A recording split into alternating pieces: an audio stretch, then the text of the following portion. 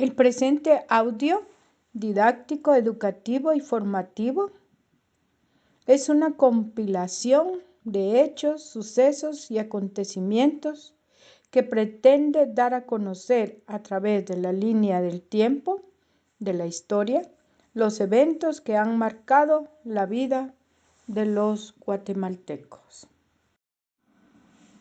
José Rafael Carrera y Turcios nace en la ciudad de Guatemala el 24 de octubre de 1814 y muere el 14 de abril de 1865. Se constituyó como presidente vitalicio. Según el historiador Lorenzo Montufa, Rafael Carrera firmaba como Raca Carraca, dando así origen al mito de que Carrera permaneció analfabeta toda su vida. Caudillo, militar, conservador, disuelve la Federación Centroamericana, inicia la lucha contra Francisco Morazán y saca a Guatemala de la Federación. Existe una moneda en su nombre. Como comandante general de armas, vence en un enfrentamiento armado a Quetzaltenango y manda a fusilar a los miembros del Sexto Estado de los Altos. El Sexto Estado se crea en 1838, el 5 de junio, conformado por los departamentos de Quetzaltenango, Totonicapán, Huehuetenango, Quiché, Retalhuleu, Sololá, Suchitepeques y San Marcos. Dicho acontecimiento fue avalado por el entonces presidente de la Federación Centroamericana, Francisco Morazán. Marcelo Molina toma posesión de la presidencia del Estado de los Altos el 28 de diciembre de 1838. Entonces, ¿qué fue el Estado de los Altos? Fue un país dentro del país de Guatemala, con límites bien establecidos. En 1838, para alentar a las Fuerzas Armadas del Estado de los Altos, se crea la bandera de los Altos de franja azul, blanco y rojo, con el escudo de Quetzaltenango en el centro. ¿Sabías que esta es una herencia del Estado de los Altos? Pues hoy día son la bandera y el escudo que representan a la ciudad de Quetzaltenango. Al morir expresó: a mis indios me los cuidan. Fue sepultado en las catacumbas de la Catedral de Guatemala. En su gobierno se inicia el cultivo del café. Se construyó el Hospital San Juan de Dios. Colocó alumbrado público. Se creó el primer cuerpo de Policía Nacional. Se dio el territorio de Belice a Inglaterra. Justo Rufino Barrios nace en San Marcos el 19 de julio de 1835. Se dio 27.949 kilómetros cuadrados y recibió 3.105 del lado de Petén. Renunció al reclamo territorial de Chiapas y Soconusco. Suspendió el diezmo. Confiscó propiedades a los religiosos. Suprimió a los jesuitas y otras órdenes religiosas. Gracias a la Revolución Liberal de 1871, Guatemala se convirtió en una finca y el racismo en una política de Estado. En su nombre está la Avenida Reforma en Guatemala, la Torre del Reformador y cientos de monumentos. Se le idolatra, pero es porque la historia la escribieron los vencedores, afirma el autor de la obra El Patrón. Inició su gobierno el 30 de junio de 1871, fecha que se conmemora hasta hoy día. Estuvo en el gobierno 12 años. Se casó con una niña de 16 años, cuando él tenía 39, conocido como el Reformador. Se centró en el café, por lo que se ve a Guatemala como una finca. Él fue como un Robin Hood, solo que al revés, porque le quitaba a los pobres para darle a los ricos. Las familias ricas se hicieron más ricas, más poderosas. Decretó el decreto, valga la redundancia, 170, despojando de sus tierras comunales a los indígenas y las regaló o subastó a precios simbólicos. Dio mano de obra gratuita a los agroexportadores. Resucitó una vieja práctica de la época de la colonia, que era la encomienda, que consistía en darle a un español un grupo de indígenas que trabajaran para él. Decretó el reglamento de jornaleros. Tenía la expresión: el indio debía ser vigilado y el que evadía su obligación sería castigado. Los indios son menos inteligentes y haraganes. Actuó con represión y violencia. Hubieron fusilamientos, fue una dictadura, según Pedro Joaquín Chamorro en su obra El Patrón. La tenencia de la tierra dio lugar a grandes latifundios, con el cultivo de café y caña de azúcar.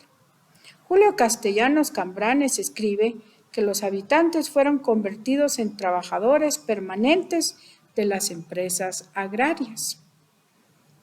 El propio Justo Rufino Barrios se apropió de grandes extensiones de tierra, convirtiéndose en el mayor cafetalero exportador de Guatemala. Vean ustedes, hasta el ferrocarril llegaba a su propia finca El Porvenir. Los alemanes recibieron en Alta Verapaz cientos de caballerías y contaban con el trabajo gratuito de los campesinos. En 1885 muere Justo Rufino Barrios en la batalla de Chalchuapa. Banco hipotecario. Promulgó el Código Penal, construyó el Cementerio General de Guatemala, estableció el trabajo forzado en las fincas cafetaleras con acuerdos y leyes como los mandamientos y habilitaciones con trabajo obligatorio. Asimismo, las leyes contra la vagancia para garantizar mano de obra gratuita.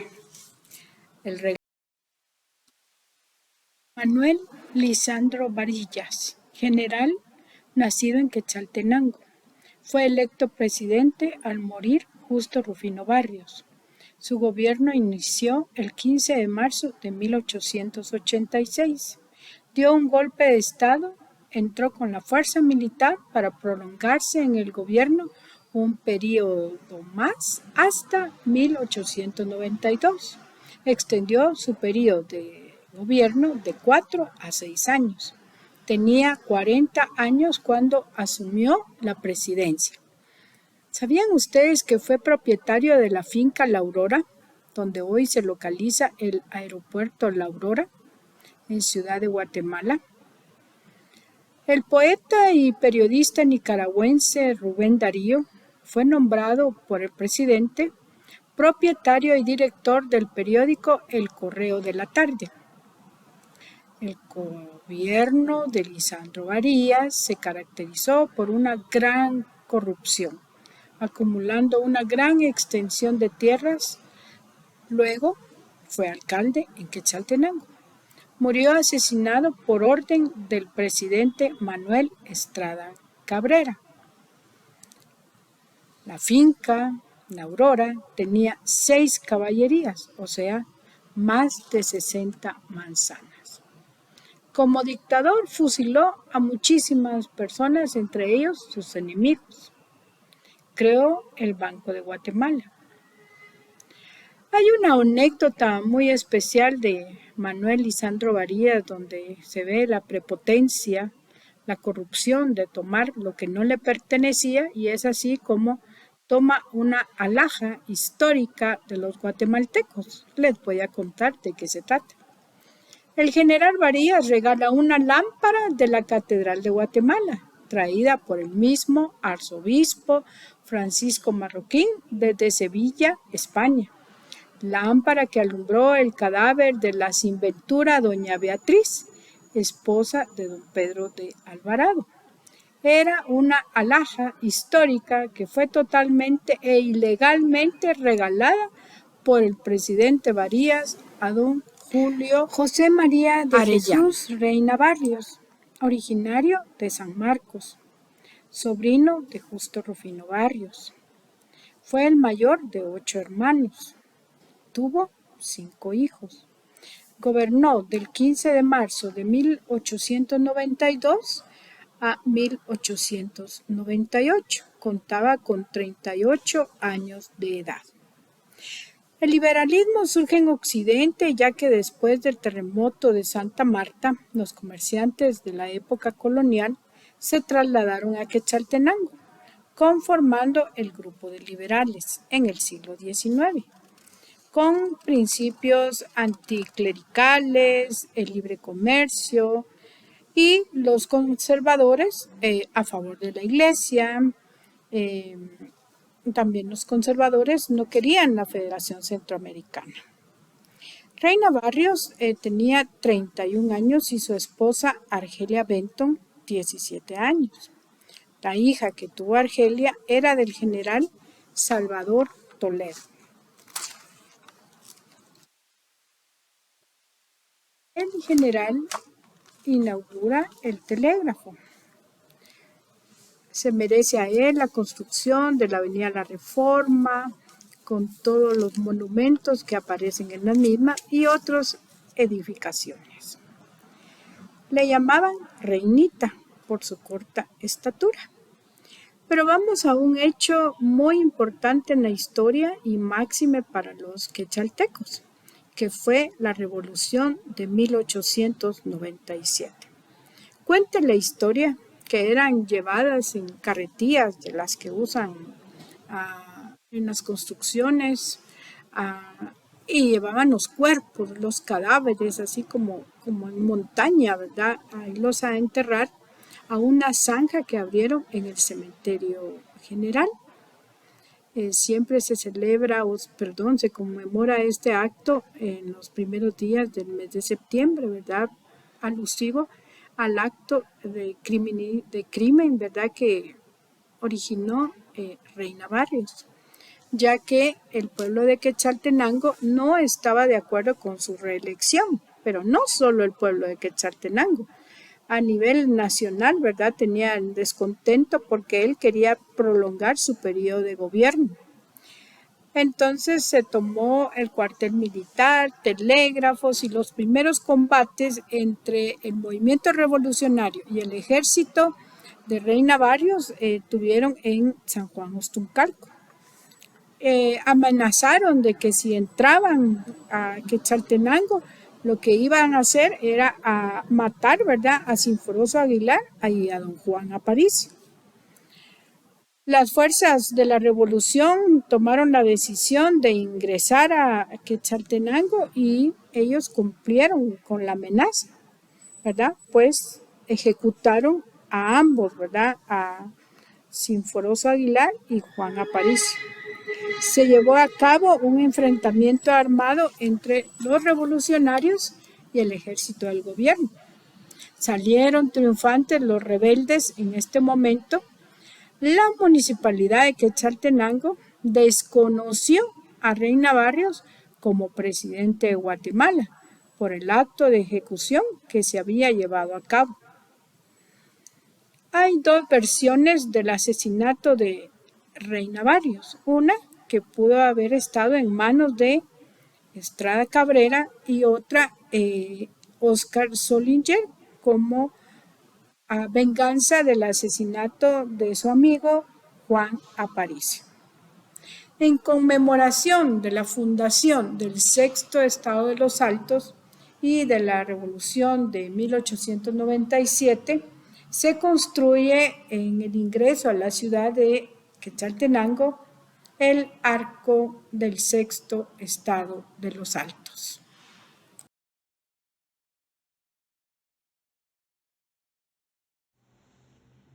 Manuel Estrada Cabrera nace en Quetzaltenango. Gobierna en el periodo del 8 de marzo de 1898 al 14 de abril de 1920. Dura 22 años en el poder. Inició su gobierno con crímenes políticos, torturas, fusilamiento de sus opositores. La United Fruit Company se convirtió en la mayor fuerza económica del país. Era de su máximo interés, ya que él mismo tenía acciones en la compañía. Según Luis Cardosa y Aragón, Guatemala era una banana republic, ya que era la dueña de la infraestructura del país. Los terremotos de 1917 y 1918 permitieron que países hicieran donaciones, pero las mismas quedaron en poder del propio presidente corrupto y miembros del gabinete, sin lograr reconstruir el país. La misma noche de la muerte de Reina Barrios, se declaró ante los ministros tener el derecho de ser el primer designado a la presidencia, por lo que hizo firmar a los mismos un decreto. Creó el decreto de amnistía general, reabrió las escuelas cerradas por Reina Barrios. Guardaba mucho rencor a Quetzaltenango por haber recibido bullying, llamándole despectivamente bastardo e hijo de la bolitera, ya que la madre se dedicaba a vender dulces en forma de bolita. En la casa de la familia Aparicio, la madre de Estrada Cabrera fue acusada de haber robado unos cubiertos de plata, por lo que llegó a la cárcel, según lo escrito en la obra de Rafael Arévalo Martínez. De esa situación guardó mucho rencor que adelante se las cobraría con don Juan Aparicio. Así fue, como en la época de la Revolución Civil en Quetzaltenango, Juan Aparicio fue condenado a morir, pero fue perdonado por el presidente Reina Barrios. Pero Estrada Cabrera era el indicado en trasladar la orden a Quetzaltenango de que ya no se ejecutara la sentencia. Pero a propósito y por venganza se tardó en trasladar la orden y fue así como ejecutaron a Juan Aparicio. Esto provocó que Juan Solinger asesinara a Reina Barrios, ya que era amigo de Juan Aparicio. Manuel Estrada Cabrera fue el primer bachiller egresado del Limbo, estudió Derecho, fue alcalde y gobernador de Quetzaltenango. Construyó 7 templos Minerva, uno en Quetzaltenango, Ciudad de Guatemala y otros departamentos. El Premio Nobel de Literatura de Guatemala, Miguel Ángel Asturias, escribió la obra El Señor Presidente, historia de la vida de Manuel Estrada Cabrera. El ambiente creado por Estrada Cabrera era de temor, miedo, terror. Silverio Cruz cuenta que en una ocasión una persona respondió que si votaba o no por él, siempre quedaría en el poder. Después de ese comentario, el desafortunado sujeto lo mataron lanzándole una plancha de cemento. Lo sacaron del poder después de 22 años de reelecciones constantes de abiertos fraudes. Pero de lo más insólito fue la última reelección en 1917, cuando obtuvo 10 millones de votos en un país que contaba únicamente con una población de 2 millones de habitantes. Declarándolo loco y no apto para continuar en el cargo, desde su casa y otras instalaciones militares bombardeó la ciudad durante una semana, llamada esta la Semana Trágica. Muere por neumonía a los 67 años. Jorge Ubico Castañeda nace en la ciudad de Guatemala, época de gobierno de 1931 a 1944. La UFCO ya había decidido que Ubico fuera el presidente. Hubieron elecciones y fue el único en participar, obteniendo la totalidad de votos, ni uno en blanco ni uno nulo. El 23 de abril de 1940 se promulgó el decreto 2445, que dotaba al presidente de 200,000 quetzales en efectivo para la causa, como una recompensa u ofrenda por su labor. Este capital salía de las arcas nacionales, otra forma de corrupción, cuando la mayoría de los trabajadores ganaban 25 centavos al día. Era un ególatra, imitó posturas y trajes de Napoleón. Se observa también en el palacio su megalomanía, dejando sus huellas digitales labradas en el bronce de las chapas de las puertas y el número 5 repetitivo por su nombre. Creó un régimen de terror y sangre, espionaje, represión, tortura y muerte. Mandó a eliminar enemigos políticos, instaló la ley fuga, el pago de la deuda a Inglaterra, pero bajando los salarios a la población. El 1 de mayo de 1944 decretó la Ley 2795, autorizando a dueños de fincas a matar a personas que se entrometieran en las mismas. Sobre educación señalaba que solo era importante aprender a sumar y restar, leer y escribir, ya que él no quería una nación de letrados y pensantes. Él prefería analfabetos y que invertir en educación era la peor idea. Tenía dos fobias, una a los comunistas y la otra a los intelectuales. Pensaba que un intelectual era peligroso. Fue dictador cruel y despiadado. Mandaba a los indígenas a trabajar en las fincas de forma obligatoria y gratuita. Durante su gobierno creó la Contraloría General de Cuentas, Palacio Nacional, llamado también el Guacamolón, Casa Presidencial, Palacio de Correos, Palacio de la Policía Nacional y la Orden del Quetzal. Muchas de las obras se construyeron bajo la ley de la vagancia, enviados a construir sin pago alguno. En la Barranquilla se fusilaban a los acusados de delitos políticos. Se les daba oportunidad de correr para luego dispararle. Esto fue la ley fuga. Tras las protestas por su mandato de dictador, estudiantes, agricultores, maestros y la USAC deja el poder y renuncia, sin antes ordenar el vil asesinato y fusilamiento de la maestra María Chinchilla Recinos el 25 de junio de 1944. Asesinato que promueve y promovió más odio y rencor contra su gobierno. Carlos Castillo Armas nace el 4 de noviembre de 1914 en Escuintla y gobierna de 1954 a 1957, después de 4 juntas militares de gobierno.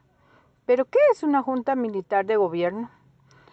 Es la que gobierna un país formado por altos miembros de las Fuerzas Armadas y responden a fuertes situaciones de inestabilidad políticas. Él fue un militar y político. Se doblegó a la oligarquía y a favorecer los intereses de las empresas estadounidenses. Destrozó por completo el trabajo de Jacobo Arbenz. Con el apoyo de Estados Unidos, Castillo toma el poder en Guatemala.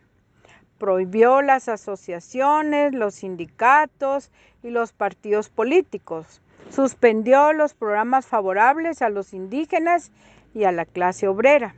Disolvió el Congreso de la República. Los fondos del Ministerio de Educación fueron congelados y todos los libros se prohibieron por ser considerados comunistas. Derogó la ley de la reforma agraria. Las tierras entregadas por Arbenz a los indígenas fueron devueltas a los terratenientes y a la United Fruit Company. Fue asesinado el 26 de julio de 1957. Definitivamente tuvo un proyecto anticomunista. Se creó un comité contra el comunismo que se dedicó a la persecución, desaparecimiento y asesinato y en el exilio de todos aquellos líderes que fueran considerados comunistas. Incluían a 70,000 personas señaladas como comunistas. Miguel Idígoras Fuentes nace en Retalhuleu el 17 de octubre de 1895. Gobierna el país del 2 de marzo de 1958 al 31 de marzo de 1963. Tuvo un gobierno con una problemática bien marcada, que fue el surgimiento de un conflicto armado interno en la fecha 13 de noviembre de 1960. Hubo una rebelión militar. Se le acusaba de corrupción y de haber cedido el territorio nacional para prácticas de un ejército para invadir Cuba en Bahía de Cochinos. Jóvenes de la Universidad de San Carlos y del nivel medio protagonizaron manifestaciones en contra de él. Regresaba a Guatemala Juan José Arévalo Bermejo, pero Enrique Peralta Zurdia rápidamente le dio golpe de estado a Idígoras Fuentes en 1963 para que Arévalo Bermejo evitara no postularse nuevamente a presidente. La fase del militarismo ocupó las esferas políticas durante décadas. A este presidente le llamaban loco y también payaso. ¿Pero por qué? Por haber prometido durante su campaña que todos los guatemaltecos iban a poder tener un pollo en sus ollas y que iba a gobernar con mano de acero inoxidable.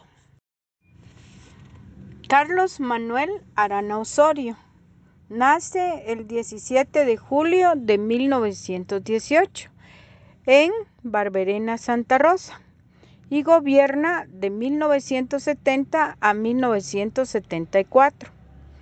Llevó a cabo una ofensiva en contra de las Fuerzas Armadas rebeldes. Época de asesinatos de políticos. Los guerrilleros y militares no detuvieron los enfrentamientos. Creó el ejército secreto anticomunista en contra de cualquier persona considerada como sospechosa. Impuso el estado de sitio en noviembre de 1970. Se incrementó el secuestro de personas, la tortura, ejecuciones, desapariciones forzadas. También impuso el toque de queda de 9 de la noche a 5 de la mañana, donde no podía circular ninguna persona, ambulancias, ningún tipo de vehículo, y todos tuvieron prohibido circular. Eso se dio hasta 1972. En 1972 nace el EGP, Ejército Guerrillero de los Pobres.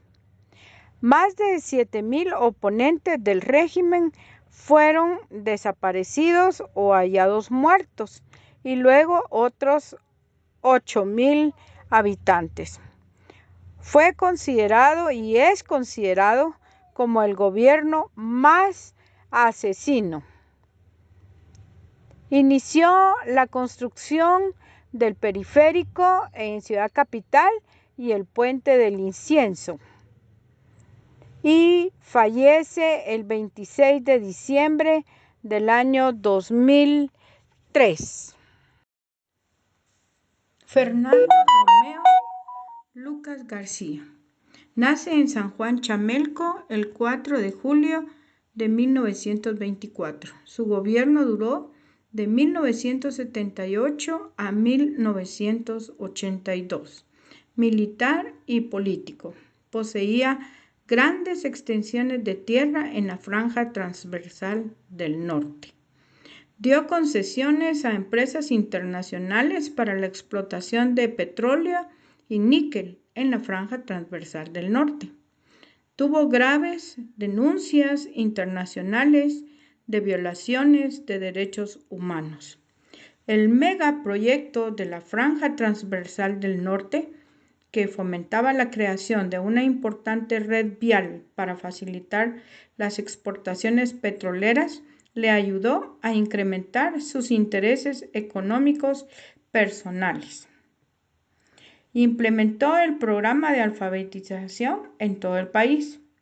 La campaña de alfabetización se inició con el eslogan "Cerveza, digo yo". Continuó con la construcción de la hidroeléctrica de Chixoy, la carretera de la franja transversal del norte y del puerto Quetzal. La masacre de Panzós, matando a una gran cantidad de personas.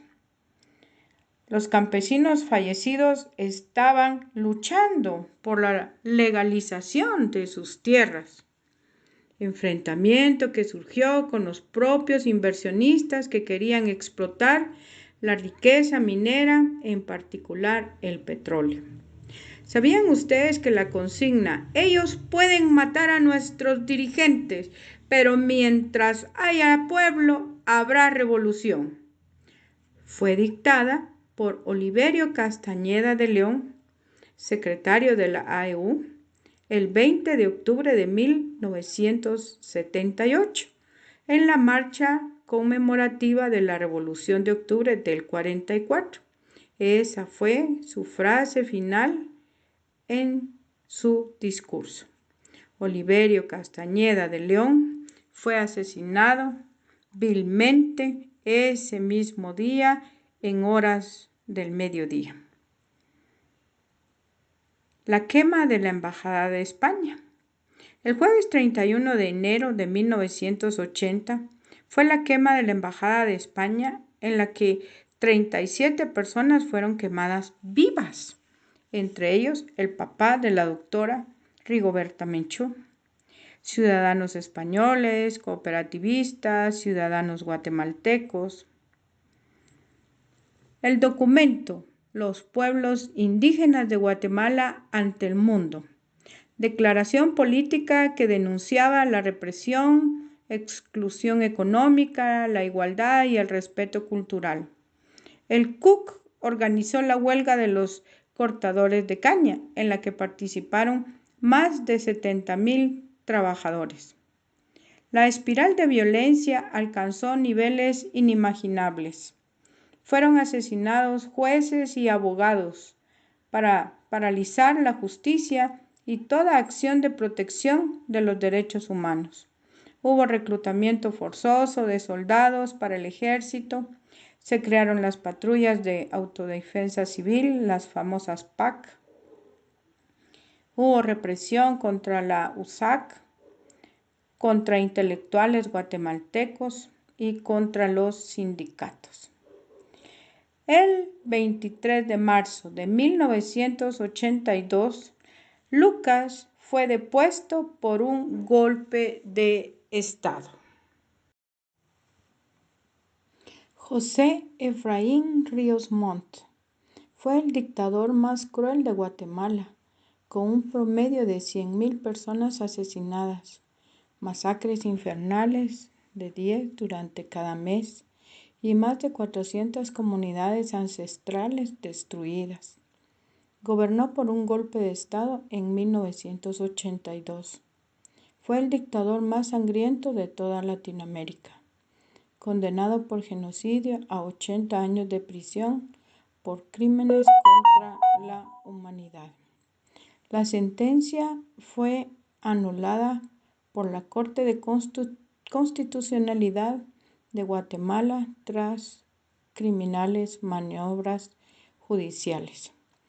En el análisis de la obra titulada A veces despierto temblando, de la escritora Jimena Santaolalla, de México, expone que durante el periodo de 1978 a 1983 hubieron más de 200,000 víctimas entre muertos y desaparecidos, basándose en el informe de la ONU, y que el 93% fueron causadas por las fuerzas de seguridad del Estado.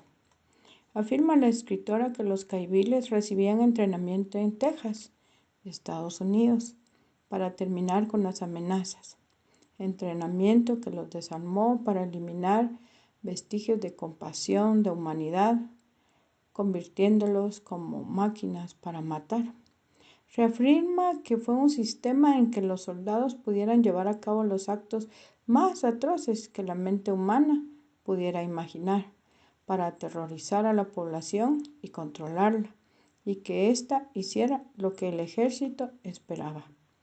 En su obra confirma que sí hubo genocidio en Guatemala, con el terrorismo de Estado que trata la impunidad a través del despojo de las tierras ancestrales. Una de las peores estrategias utilizadas fue la de tierra arrasada, como la sucedida en Cuarto Pueblo Ixcán, donde quemaban vivas a las personas. Se afirma en la obra Guatemala, la tierra arrasada.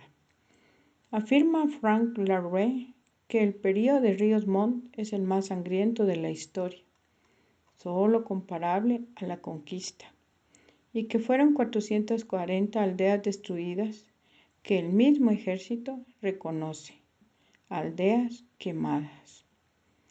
Impunidad estructural en el sistema de justicia guatemalteco que afecta el Estado de Derecho. La medida que hay que tomar se llama juicio y castigo a los culpables. Una de las frases de Ríos Montt fue matar a todo lo que se moviera en esa parte. Ríos Montt murió impune porque estaba protegido, afirman Pablo Moctezuma Barragán y Rubén Luengas.